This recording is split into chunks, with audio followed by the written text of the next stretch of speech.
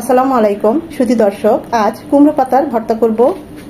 খুবই টেস্টি, গরম ভাত দিয়ে একদম জমে যাবে। আমি তো রুটি দিয়েও খাই, আমার কাছে রুটি দিয়েও খুব ভালো লাগে। ভর্তাটা অসম্ভব ভালো হয় এভাবে ভর্তা করলে, এতটা মজা হয়। যারা এই পর্যন্ত এখনো করেন নাই তারা মিস করবেন। এভাবে একবার হলেও কুমড়ো পাতা দিয়ে ভর্তাটা করে খাবেন, সত্যি বলছি খুবই ভালো হয়।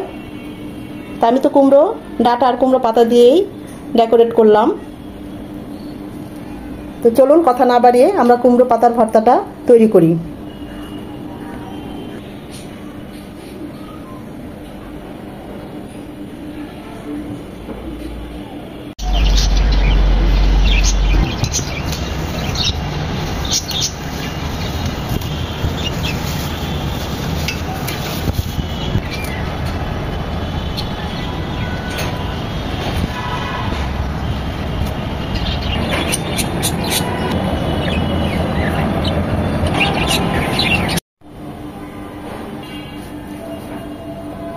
কুমড়ো পাতার ভর্তা করব, সেজন্য গাছ থেকে পেড়ে কুমড়ো পাতাগুলো নিয়ে নিয়েছি।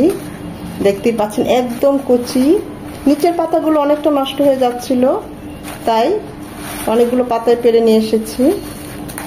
এখনো ফুল দেখা যায়নি গাছটাতে।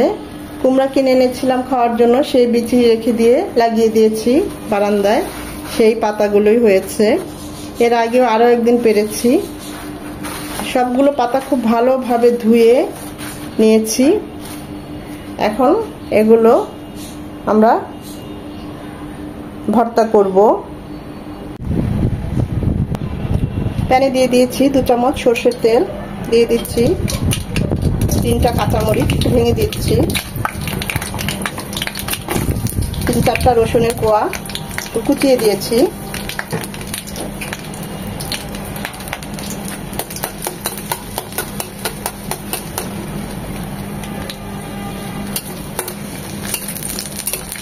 খুব ভালোভাবে লাল লাল করে ভেজে নেব।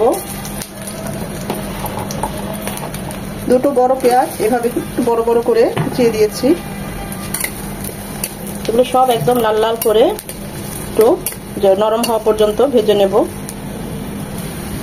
রসুন, পেঁয়াজ, কাঁচামরিচ একদম লাল লাল করে ভাজা হয়ে গিয়েছে। আমরা এখন এগুলো উঠিয়ে নেব।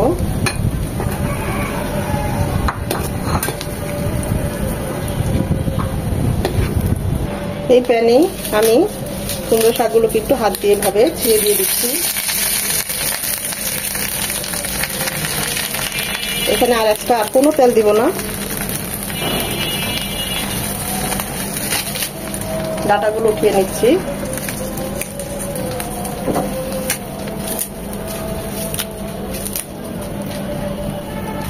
শাকের থেকে কিছুটা পানি ছাড়বে, সেই পানিতেই শাকটা সেদ্ধ হয়ে যাবে। কিন্তু আমার একদম কচি শাক, তাই এক্সট্রা পানি আমি দেবো না।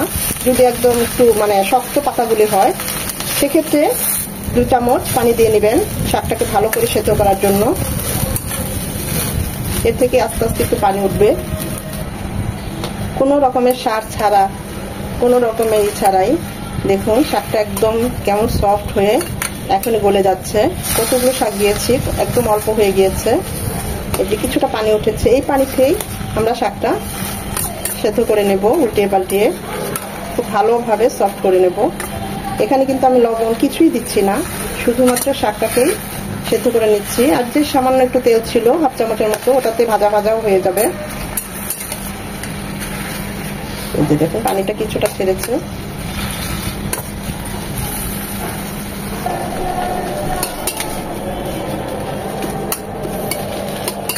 শাকটা একদম সফট হয়ে গিয়েছে, সেদ্ধ হয়ে গিয়েছে এবং ভাজা ভাজাও হয়ে গিয়েছে।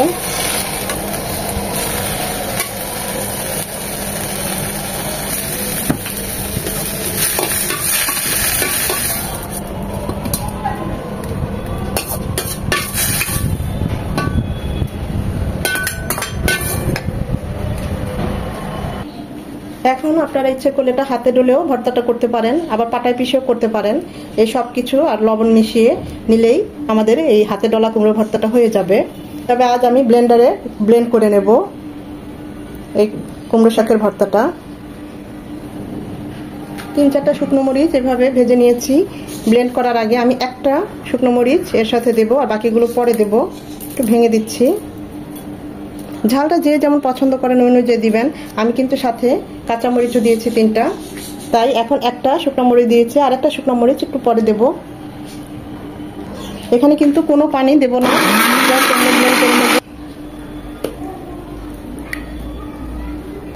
ওই প্যানে দিয়ে দিলাম 1 চামচ সরষের তেল। আমরা যে ব্লেন্ড করে ভর্তাটা করেছি সেটা দিয়ে দিচ্ছি। এটা চাইলে আপনারা নাও করতে পারেন, যেহেতু আমরা সরষের তেলে সবকিছু ভেজে নিয়েছি, এটাই সরাসরি খেতে পারেন। তবে এভাবে একটু বাগার দিলে সরষের তেল দিয়ে ভর্তাটা অনেক মজা হয়, যা বলার মতো না। করলে বুঝতে পারবেন কতটা টেস্ট হয় এভাবে করলে। দিয়ে দিব স্বাদ মতো লবণ।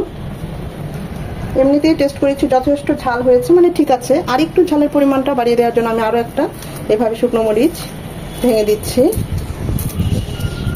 যেগুলো আমি তেলে নিয়েছিলাম। যে যেমন ঝাল পছন্দ করেন, তাই লবণ আর ঝালের পরিমাণটা বলছি না। এখন এটাকে একদম ভাজা ভাজা করে শুকনো শুকনো করে নেব। আমার কাছে মনে হয়েছে আর একটু লবণ লাগবে, তাই আরো একটু লবণ দিয়ে দিলাম। অসম্ভব ভালো হয়েছে, অসম্ভব ভালো, যা বলার মতো না। এভাবে একবার এই কুমড়ো পাতার ভর্তাটা করে খাবেন। আমার কাছে সবচেয়ে বেশি মজা লেগেছে, মানে ভালো লাগা কাজ করছে যে নিজের হাতে বিচি লাগিয়েছি, সেই গাছের পাতা দিয়ে ভর্তা করছি, সেটা খুব ভালো লাগছে, তাও আবার বারান্দার। এটা ভেবেই ভালো লাগছে। খাওয়া তো পরের কথা, আর খাওয়ার সময় তো আরো ভালো লাগবে, গরম গরম ভাত দিয়ে একদম জমে যাবে।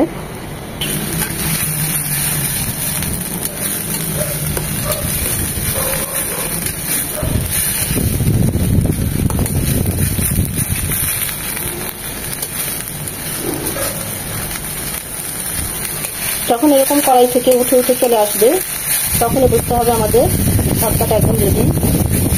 এখানে আর কোনো মশলা নাই, কোনো পানি নাই, বা পেঁয়াজের যে রসটা সেটাও নাই, একদম ভাজা ভাজা হয়ে গিয়েছে।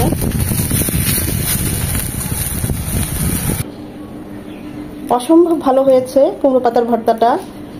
এটা আমি আপনাদের বলে বুঝাতে পারবো না, নিজে করেছি সেজন্য না, খুবই মজা হয়েছে। এভাবে ভর্তা করলে খুবই ভালো হয়। তো যাই হোক, যদি ভিডিওটা ভালো লেগে থাকে অবশ্যই একটা লাইক দিবেন, বেশি বেশি করে ফ্রেন্ডস এন্ড ফ্যামিলির মাঝে শেয়ার করে দিবেন, যেন তারাও দেখার সুযোগ পায়। এখনো যারা আমার চ্যানেলটা সাবস্ক্রাইব করেন নাই, আপনাদের কাছে রিকোয়েস্ট থাকবে আপনারা আমার চ্যানেলটা সাবস্ক্রাইব করে আমার পাশে থাকবেন। ধৈর্য ধরে এতক্ষণ যারা এই ভিডিওটা দেখেছেন তাদের সবাইকে অনেক ধন্যবাদ।